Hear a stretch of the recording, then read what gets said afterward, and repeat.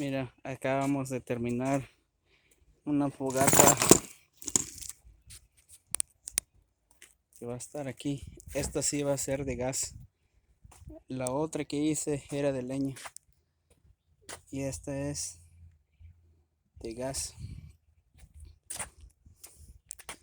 Ahí están los tubos del gas, mira. Así está. Y esta llevó piedra alrededor.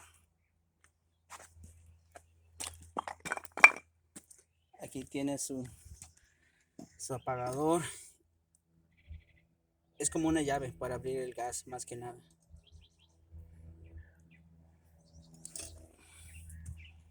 Ya nomás nos falta el relleno acá. Pero aquí estamos. Gracias por mirar este video. Se le agradece mucho. Ahorita nomás está pegado. Se le va a cortar bien cuadradito después. Ya para que quede bien de una vez. Mira, así quedó. Y este es el gas que va a llevar, mira. Este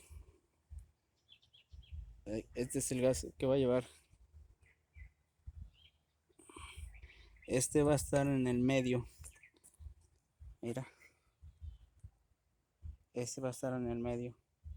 De ahí. Ya después le vamos a echar grava adentro. Y ahí se le va una piedra especial para el fuego. Porque si le echas cualquier piedra explota.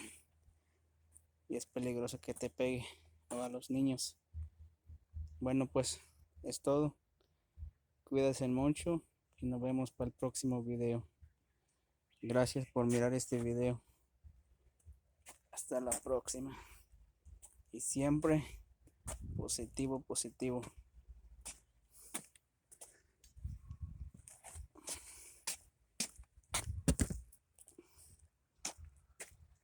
Así quedó.